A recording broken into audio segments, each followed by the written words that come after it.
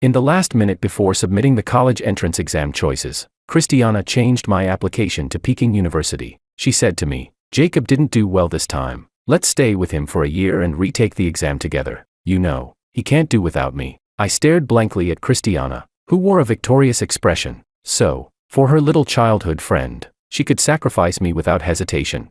Later, I received a message from Christiana in front of the Peking University campus. "Oliver, where did you go? The opening ceremony for the retake class is about to start." I smiled, then blocked her number. "Goodbye, Christiana. I won't play house with you anymore." Chapter 1. When Christiana changed my application, there was only 1 minute left before the deadline. She deliberately timed it, changing the already agreed upon Aerospace University to Peking University. "Jacob didn't do well this time. I promised to stay with him for a year to retake the exam. You should come with us. You know, he can't do without me." Seeing her triumphant look, I finally realized that she had purposely raised my application score so that I wouldn't be admitted. She wanted me to retake the exam alongside her little childhood friend. I stared at Christiana. After a long pause, I finally asked with a trembling voice, "Christiana, did you forget? We had already agreed to go to Aerospace University together." Christiana's eyes flickered. "I didn't forget, Oliver. But what about Jacob? He didn't do well this time. He's feeling down, and I promised to stay with him to retake the exam."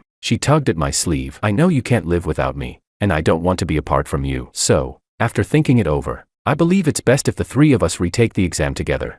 You can't live without me." I smiled bitterly. For the past 3 years, I had said that sentence to her countless times, treating Christiana as my salvation. Now, it had become her reason to selfishly sacrifice me. How is this even a sacrifice? Hearing myself say this without thinking, Christiana furrowed her brows impatiently. "Oliver, your grades are so good. Even if you retake the exam for another year, you'll still be able to get into college. Then, we can all go to university together with Jacob. Isn't that better?" The words, "go together," pierced my heart. Just a few days ago, when Christiana confessed to me, she said this was our dream, the dream of just the two of us. I had thought it was finally coming true, and I was so excited that I couldn't sleep well for several days. But now, everything suddenly changed. I took a deep breath. "What if I don't want to retake the exam?" Christiana's face turned cold. "Oliver, can you stop being so selfish? You know Jacob can't do without your tutoring." I understood. Maybe this was the real reason she was dragging me into retaking the exam. Just as I was about to speak, the doorbell rang,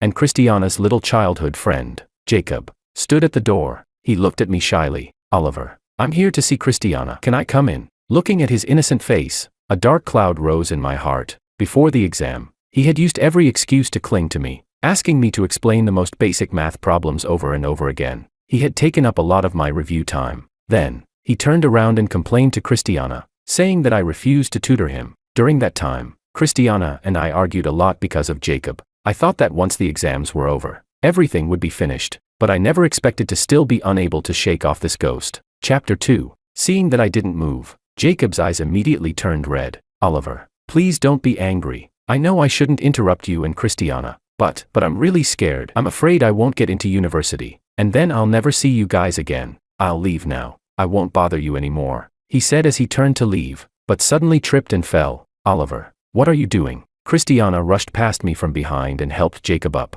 "You can take out your anger on me, but don't make things difficult for Jacob." Jacob hid behind Christiana, awkwardly tugging at her sleeve. "Christiana, don't blame Oliver. He didn't mean to push me." Here we go again. I could no longer hold it in. "Stop lying through your teeth. I didn't push you at all." "Enough." Christiana angrily interrupted me. "Oliver, I didn't expect you to be so unreasonable now. Jacob always speaks highly of you in front of me, saying that you didn't mean to neglect him while tutoring, that he's the one who's too slow to learn. Now it seems, just like the others said, you're just jealous of Jacob and deliberately made sure he didn't get into university." She glared at me coldly. "Maybe I should never have saved you in the first place." As soon as the words left her mouth, both Jacob and I froze. My memory was instantly pulled back to that rainy night when I was 15. My drunk stepfather knocked my mother unconscious, and I ran out of the house, covered in wounds. On the way, I met Christiana. She helped bandage my wounds and took me to the police station to find her dad. Christiana's dad was a police officer, and he sent my stepfather to prison,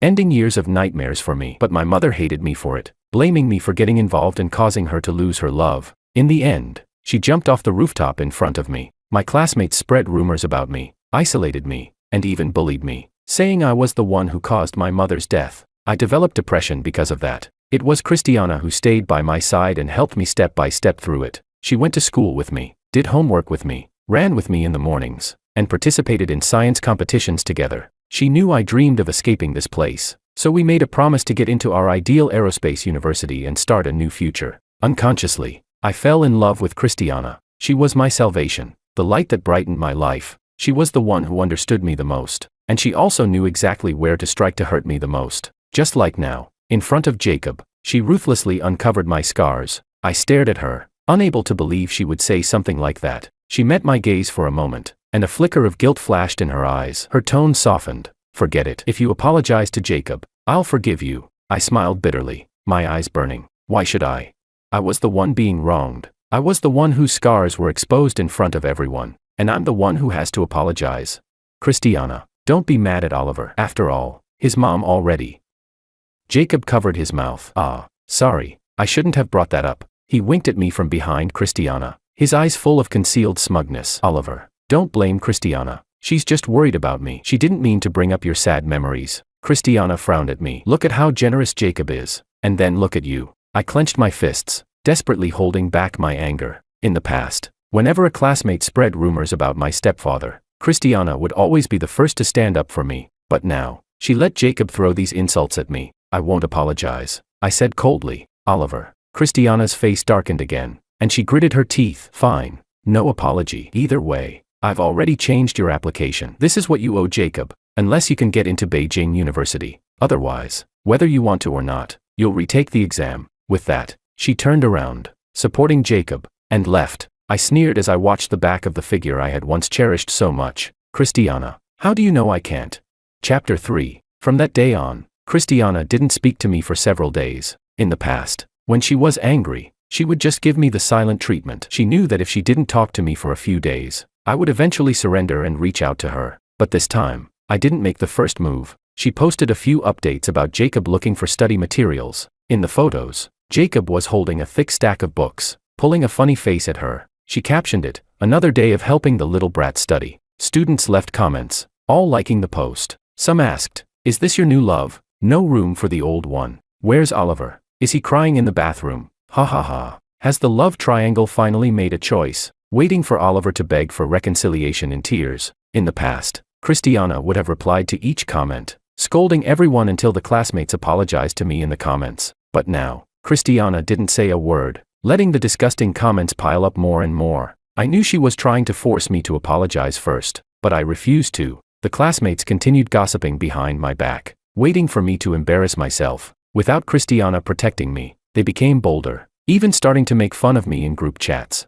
I couldn't be bothered. Then, the next second, Jacob actually mentioned my application being changed to Beijing University in the group. No way. Did Oliver lose it? With his score, can he even get into Beijing? Does he think Beijing is his family's school, that he can just walk in? Isn't he always pretending to be a top student? This time, he's definitely going to be slapped in the face. Get ready to watch the show.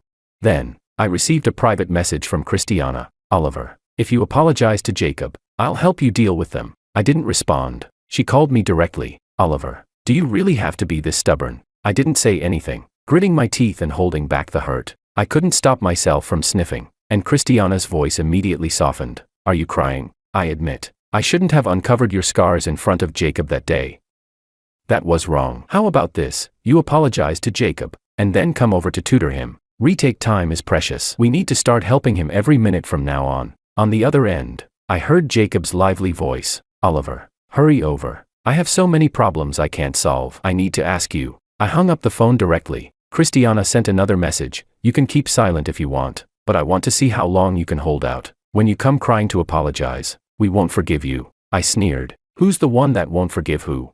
The next second, my phone rang again. It was a call from the homeroom teacher, confirming my application to Beijing University. I answered honestly. After hanging up, I saw that the homeroom teacher had criticized the classmates who mocked me in the group. She even singled out Jacob. Some students failed to get into university, and instead of focusing on studying to catch up, they're wasting time worrying about what others are applying to. If you don't focus on your studies and keep stirring up trouble, it won't make a difference if you retake the exam. There was a few seconds of silence in the group. Jacob left the group. Christiana sent me a private message. "Are you happy now?" She also left the class group. Chapter 4. I thought this matter was finally coming to an end, but unexpectedly, that night, Christiana suddenly called me. "Oliver, Something happened to Jacob. Hurry over. Christiana's voice on the phone was filled with panic I'd never heard before. Afraid I might hang up, she added quickly. He said he doesn't want to live anymore. I gripped my phone tightly, my knuckles turning white, my body trembling uncontrollably. I rushed to Jacob's house in a cab. He was sitting on the rooftop,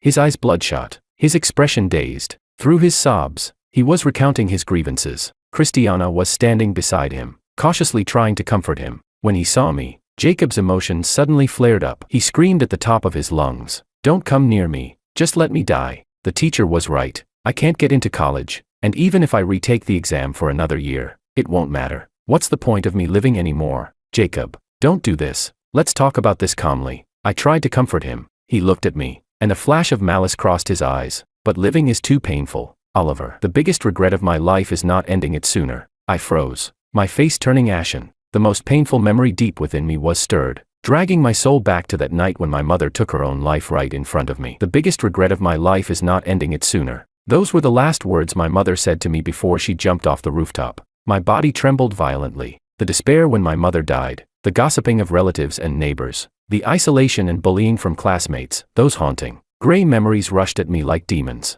clawing at me. I covered my ears and tried to turn away to escape, but Christiana grabbed my arm and pulled me back, her eyes red with urgency. Oliver, apologize to Jacob right now. Do you want him to end up like your mother, driven to death by you? Tears flooded my eyes, and Christiana before me blurred into doubles. I heard myself screaming hoarsely, "No, it wasn't me. I didn't drive her to die." In the next second, my legs gave way, and I lost consciousness. Chapter 5. When I woke up, I found myself lying on a hospital bed. The homeroom teacher was sitting beside me, looking at me with a worried expression. He told me that Jacob was fine and that it was thanks to the call I made before I left that helped him. "Oliver, I understand your situation." He looked at my pale face and sighed. "Don't worry, I've contacted a psychologist for you. They'll be here soon to help you with counseling." I nodded, feeling grateful. For the next few days, I remained in the hospital receiving treatment. Christiana didn't come to see me, because the homeroom teacher had scolded her and Jacob harshly. She was afraid Jacob might be further affected, so she stayed by his side every minute of the day. It wasn't until my birthday that she sent me a message. She asked if I was still angry. In her eyes, I was still holding a grudge against her. I didn't reply, and she didn't try to reach out again. Instead, she kept updating her posts with pictures of her and Jacob, studying together at the library, running together, eating together, watching movies together, like glue, inseparable. I knew she was doing this on purpose to show me, but I no longer cared. On the day I was discharged from the hospital, I received my admission letter from Peking University. I immediately called my homeroom teacher to share the news. Her voice on the other end of the line was filled with excitement. "Oliver, I knew your scores would get you in." Yes, my scores were high. When the results came out, I had purposely downplayed my score to be able to attend the promised aerospace university with Christiana. The homeroom teacher even had a talk with me about it. But my persistence had only led to Christiana's betrayal. When school started, I was standing in front of the Beijing University campus, and I received a message from Christiana. "Oliver, the opening ceremony is about to start. Why haven't you reported to the retake class yet? Stop being mad. Come on. Jacob and I are waiting for you." I smiled, took a picture of the Beijing campus and the admission letter, and sent it to her. "Thanks for picking such a great school for me. I wish you and Jacob the best with your retakes." Then, I blocked her. "Goodbye, Christiana. I won't play house with you anymore." Chapter 6. University life was even more colorful than I had imagined. New classmates, new courses, new club activities, everything felt so fresh. I was like a bird that had escaped its cage, soaring into a new life full of freedom. I made a group of like-minded friends. We went to class together, studied together in the library, ate and drank together, sharing each other's joys and sorrows. The gray days of high school seemed to be drifting farther and farther away. Sometimes, when I thought about it, it felt like I was reminiscing about a past life, vague and blurred. Blocking Christiana was the beginning of my psychological liberation from my dependence on her. I thought it would be hard. After all, everyone had seen the 3 years of reliance, and even Christiana herself had said I couldn't live without her. But to my surprise, after cutting off contact for a while, I realized that the sky didn't fall after all. I suddenly understood. It turns out, I was the one who was my most solid support. Meanwhile, Christiana had become almost frantic, constantly changing her phone numbers and calling me. A bombardment of messages. At first, I tried to ignore them, but eventually, it became too much. I had no choice but to block her one after another. When the first semester was almost over, Christiana showed up at school. She was holding a box of chocolates. standing under the boys' dormitory building, blocking my way as I was returning from the library. Oliver, I finally found you. When she saw me, her eyes lit up, and she immediately rushed over. Oliver, I miss you so much. I brought you your favorite chocolates. Christiana's gaze was intense, but I took 2 steps back, creating some distance between us. Is there something you need? I asked coldly, my tone completely devoid of warmth. Her eyes dimmed. I thought you'd be happy to see me. I didn't respond and simply looked at her. She was still wearing the white dress I had given her on her 17th birthday, but she looked much thinner now. There was a faint blue tint under her eyes, making her look both tired and worn out. She no longer had the beauty of the campus queen from before. Many students passed by, casting strange glances at us. Christiana seemed embarrassed and stepped forward, shoving the chocolates into my hands. Oliver, how long are you going to stay angry? There has to be a limit to how long you can sulk. You scored so high on the exam and didn't even tell me. You came to Beijing all by yourself without saying a word. I haven't even held that against you. Can you stop being mad at me now? I stared at her in shock, almost not believing my ears. Did I hear that right? She came all the way to find me, but didn't apologize for anything that had happened before. Instead, she was blaming me. Excuse me, how exactly did I come to Beijing? I asked, a half smile on my face. Christiana's expression froze. Oliver, it's been so long. Why are you still holding on to this? You got into a better university, didn't you? It's not like you've lost anything. Compared to Jacob, my face darkened. Christiana thought I was upset because she mentioned Jacob, and she quickly tried to explain. Oliver, there's nothing between me and Jacob. I only see him as a little brother. The person I truly like is you. Oliver, I know you're mad because you're jealous. It's all my fault. Please don't be mad at me anymore. Okay. Chapter 7. She looked at me, her eyes full of expectation. Christiana, do you think too highly of yourself? I suddenly found this situation meaningless. Why did she think that after everything she had done to hurt me, all it would take was for her to beckon with a finger and I would instantly forgive her and go back to her side? Am I that pathetic? I was already planning to leave the past behind, but it seems like unless I make myself clear today, you won't give up. I admit, when the exam results came out, I chose to hide my high score, but that was because I had already decided I wanted to go to Aerospace University with you. Even when the homeroom teacher talked to me about it, I didn't waver. But you, for your little childhood friend, you didn't hesitate to betray the promise we made. Christiana, why do you think others should sacrifice for your saintly heart? Christiana stared at me, her mouth opening and closing, but no sound came out. I remembered watching Christiana participate in debates at school. She had been so eloquent, silencing everyone around her. Her presence powerful and unmatched. That image was deeply etched in my mind. Now, the tired and weary figure before me was so different from the bright, shining girl I once knew. Christiana had always been the school beauty and a top student. In the first 2 years of high school, her grades were always on par with mine. In the 3rd year, with Jacob joining the picture, she became distracted. Her grades started to fall behind mine. I knew she had a strong sense of pride, so I always made sure to maintain a similar ranking to her. Over time, in her mind, I had become the one who belonged at that rank, so she felt no hesitation in changing my college application, because she thought there was no way I could get into Beijing. Oliver, I didn't think it through. I just wanted to help Jacob. I thought, with your grades being so good, the 3 of us would have no problem retaking the exam together. So I couldn't help but laugh bitterly. Just because my grades are good, I should be sacrificed. What kind of robber logic is that? You really deserve it. Christiana, you knew how much I wanted to escape that place. I couldn't stop my eyes from reddening, and tears fell onto the chocolate box. You knew what I went through. You knew how much my mother's death devastated me, yet you let Jacob attack me with it again and again. I didn't mean to. Jacob didn't do it on purpose.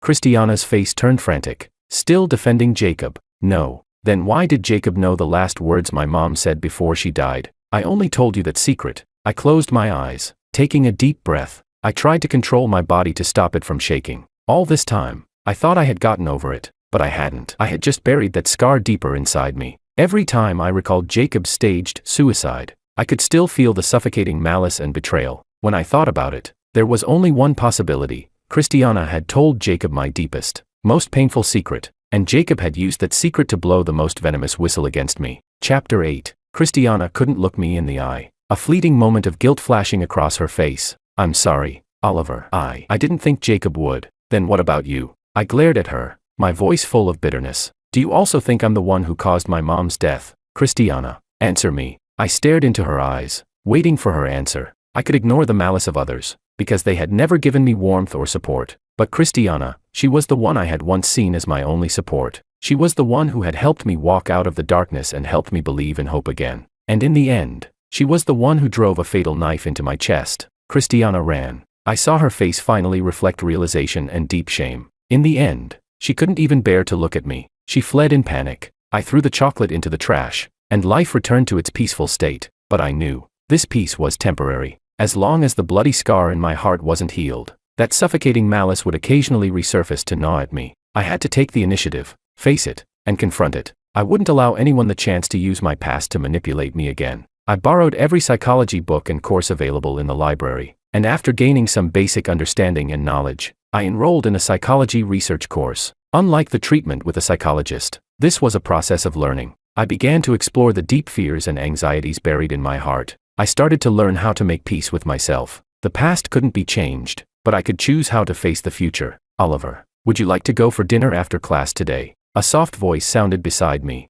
I looked up and saw Ava's clear eyes, smiling at me. She was the teaching assistant for the course and a graduate student in Beijing. No, senior, you go ahead. Today's class was a bit difficult, and I need some time to digest a few things. I responded casually, then lowered my head to focus on the book in my hands. Don't push yourself too hard. Learning is a gradual process. It's not something that can be rushed. Ava handed me a cup of water and sat down beside me. You can ask me anything you don't understand. I'll be here whenever you need me. The warm water soothed my throat, and a sense of warmth filled my heart. Since I met Ava in this psychology research class, she had invited me to dinner multiple times. Her intentions were unspoken but clear. After several invitations, I couldn't refuse anymore, and I went to dinner with her a few times, but more often than not, I still found excuses to decline. She wasn't in a hurry, silently staying by my side, neither too close nor too far, maintaining a comfortable and safe distance for me. She only appeared when I truly needed help. Honestly, I didn't dislike her. I had seen her speak gently in class,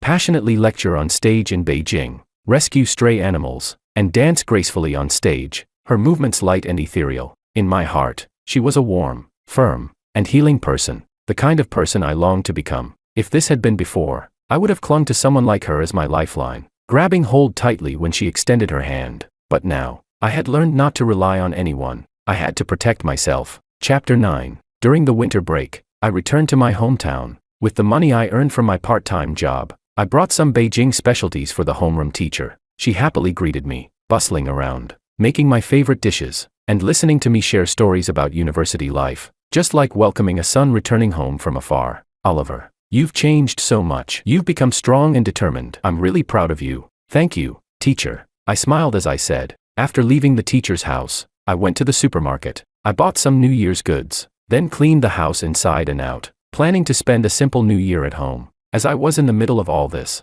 suddenly someone knocked on the door. I opened it to find Jacob standing at the doorstep, looking at me with a complicated expression. The timid look on his face was gone, replaced with hatred and resentment. The facade had been dropped. This was the real him. Oliver, what did you say to Christiana? Why did she go to Beijing to find you? And after she came back, she stopped talking to me completely. He stared at me intently, as if searching for an answer on my face, but unfortunately, my face revealed nothing. I've never understood. What exactly makes you better than me? I was the first one to know Christiana. I grew up with her as childhood friends. Before high school, we were inseparable, together every day, and we liked each other long ago. If it wasn't for you coming in the way, we would have been together by now, he yelled, his voice twisted with bitterness, making it uncomfortable to listen to. You two can be together now. No one's stopping you, I said, trying to close the door, but he forcefully wedged himself against the doorframe. Oliver, don't get smug. So what if you're in Beijing? Christiana's choice to sacrifice you to stay with me for the retake proves that I am the one who matters most to her.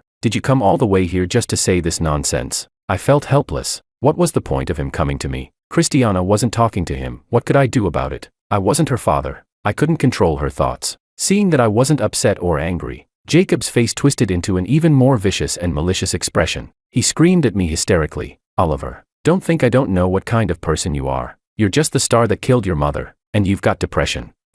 If you're really depressed, why don't you just die? You shouldn't even be alive in this world. I suddenly let go of the door and took a step back. Jacob lunged forward and fell hard to the ground, landing face first in a painful crash. Oliver, you. He looked up at me, glaring with hatred. In the next second, I grabbed his hair and yanked him up, landing 2 hard punches. If reason didn't work, I knew how to use my fists. He practically handed himself over to me. Jacob was dazed by the punches. His cheeks swelled up quickly, and he covered his face with both hands, glaring at me fiercely. You dared to hit me. You're finished. I'm going to tell Christiana. Before he could finish his sentence, Christiana's figure appeared around the corner. Christiana, help. I came here to visit Oliver out of goodwill, but he's still angry about what happened before. I apologized to him, but he hit me. Jacob's face changed instantly, and he adopted that pitiful look again. He clung to Christiana's sleeve, as if about to cry. Chapter 10. The familiar scene from the day of the college application changes played out once again at my doorstep.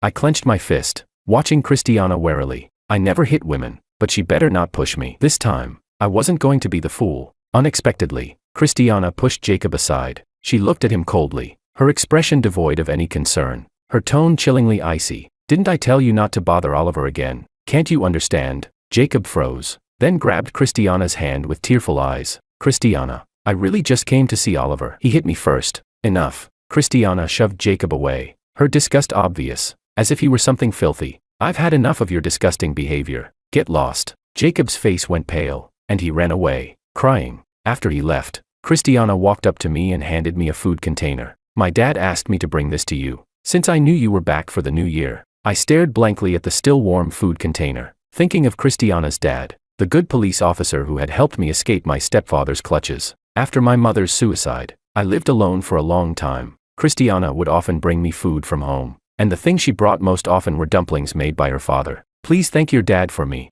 I took the dumplings, and suddenly, my anger seemed to dissipate. For the sake of these dumplings, I decided not to say anything harsh today. Looking at Christiana now, so thin and weary, with no spark in her eyes, it seemed like a gentle touch would break her. There was none of the lively, cheerful energy from before. She silently watched me, and I calmly met her gaze. After a long silence, she finally spoke. Oliver, if I go to Beijing this time, would you still be with me? No. I shook my head, seemingly caught off guard by my quick rejection. She hurriedly said, you don't have to answer so fast. You can think about it. Give me some time. Let me show you that I truly understand my mistakes. Give me a chance, please. Oliver, wait for me. I'll definitely come to Beijing to find you. I stayed silent. I knew Christiana too well. If something puzzled her, she would get fixated on it. Once she got stubborn, no one's words could reach her. So, I didn't say anything more. I only silently answered in my heart, no, Christiana, no matter what you do, there is no possibility for us anymore. And who said getting into Beijing was as easy as deciding to go?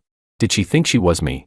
After Christiana left, I started preparing for the New Year's Eve dinner on my own. I made a small hot pot with all my favorite dishes, and I enjoyed it thoroughly. I sat happily, watching the TV variety show, and had a quiet, peaceful New Year's Eve. I was really happy that I had controlled my emotions today. Whether it was Jacob or Christiana, their provocations and guilt trips no longer affected me. The past was nothing but a fleeting memory, slowly fading from my life. It no longer held any weight. The things I once feared could no longer harm me, because I had learned to resist fear. I had learned to protect myself. Chapter 11. In the blink of an eye, several years had passed. I graduated from university and chose to pursue a master's degree in psychology in Beijing, while Ava successfully entered her PhD program. In my third year, she, who had silently stood by my side all these years, confessed her feelings for me, and I happily accepted. After years of getting to know each other, we had developed a deep understanding and had become partners who complemented each other. I learned a profound lesson. No matter what kind of close relationship it is, if one person always needs the other to provide salvation, that relationship will eventually collapse and deform. No one can be constantly relied upon or exploited by the other. Only when both individuals grow strong enough to become complete, independent souls can they support each other in love and grow together. Just like Ava and me, we respect and understand each other, yet we also depend on one another. We stand side by side, facing the challenges of life together. This kind of love can last and be stable, making us better people with each other's companionship. As for Christiana, who once shouted that she would get into Beijing and that I should wait for her, she repeatedly failed the college entrance exam and had to retake it. Like a trapped beast, she spun in circles, each year worse than the last. In the end, she didn't even make it to the undergraduate line, barely making it into a vocational college. The once vibrant, shining girl had her edges worn away. She became anxious and irritable, resorting to alcohol to numb herself. She developed a drinking problem. After graduation,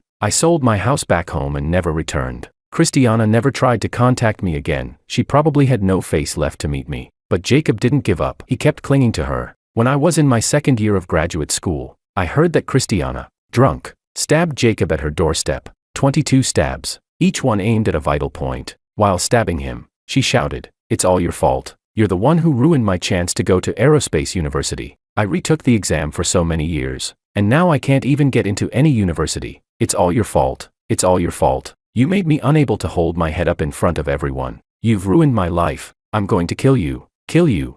I heard that Christiana's father personally arrested her. That righteous, warm old policeman ended up sending his own daughter to prison. I couldn't help but feel a mix of emotions when I heard this. Christiana's ending was somewhat unexpected, but in a way, it seemed like it was meant to happen. Life is like that. Once the gears of fate veer off track, it's hard to return to the right path. Cause and effect, what you sow, you reap. Everyone must pay the price for their choices and can't blame anyone else. After completing my graduate studies, Ava and I got married. The next year, she gave birth to a lovely daughter. I started my own company, which was doing well, and hired a nanny to take care of the child, giving Ava enough time and energy to focus on her career. Every day, I came home to my wife and child, a warm home, and the happiness was overwhelming. She often nestled in my arms, smiling and saying, "Husband, marrying you was the best decision I ever made. I'm so lucky to have you." I held her tightly, feeling the warmth of our home, my heart filled with gratitude. Perhaps fate had been unfair to me once, making me endure much pain and hardship, but in the end, it led me to the shores of happiness. Life is like that, full of uncertainties and challenges. Only by facing them with courage can you eventually find your own happiness. And I have finally found mine.